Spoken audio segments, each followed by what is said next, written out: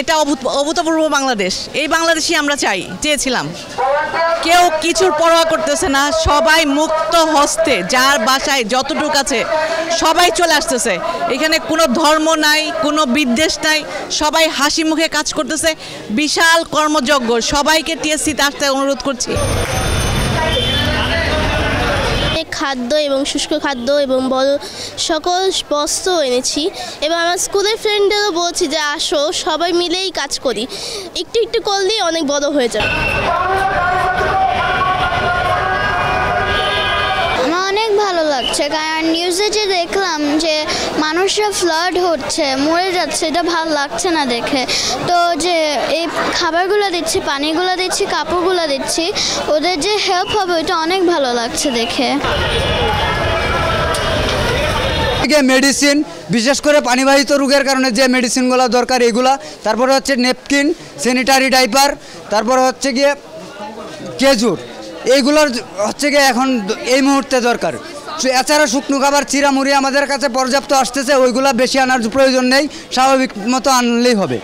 অন্তত গ্রামবাসী যারা আছে অন্তত তারা যে খাবার পাবে সেই পরিস্থিতিটা নাই। ভিতরে আমাদের ট্রান্সপোর্টের যে গাড়িগুলো যাচ্ছে, অনেকে খাবার পাচ্ছে না, খাবারের জন্য ফেনীর মানুষ হাহাকার করছে।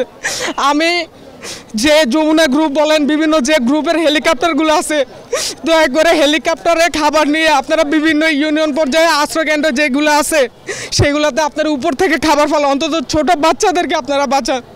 আমার আপনাদের প্রতি অনুরোধ, বাংলাদেশের যত হেলিকপ্টার মালিক আছেন আপনারা দয়া করে হেলিকপ্টারগুলো ফ্রি করে দেন, সারা বছর ব্যবসা করেন, মানুষের পাশে এবার দ্বারা।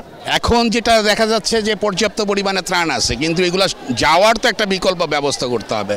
রোডে যেন রোড আমরা শুনতেছি টিভিতে যে বিজি আছে, তো সেনাবাহিনী, বিমান বাহিনী এই দায়িত্বগুলো নিলে আমার মনে হয় যে খুব দ্রুত এই ত্রাণগুলো হেলিকপ্টারের মাধ্যমে জায়গা মতো পৌঁছাতে পারে।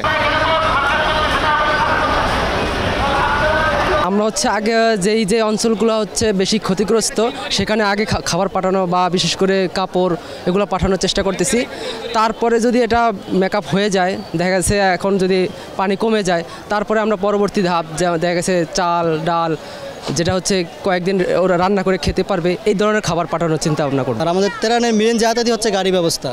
তো আমাদের গাড়ি ব্যবস্থা, আমরা পর্যাপ্ত পরিমাণ গাড়ি আমাদের ওখানে পাঠাতে পারতেছি না। আমাদের পর্যাপ্ত পরিমাণ ত্রাণ কিন্তু সংগ্রহ আছে, কিন্তু আমরা পাঠাতে পারতেছি না। আমাদের গাড়ির সমস্যা এবং অনেক রাস্তাঘাট উপরে পানি, হাই রোডের উপরে পানি, তো অনেক রোডের উপরে কিন্তু বড় বড় গর্ত হয়েছে, আমরা যতটুকু খবর পাইছি।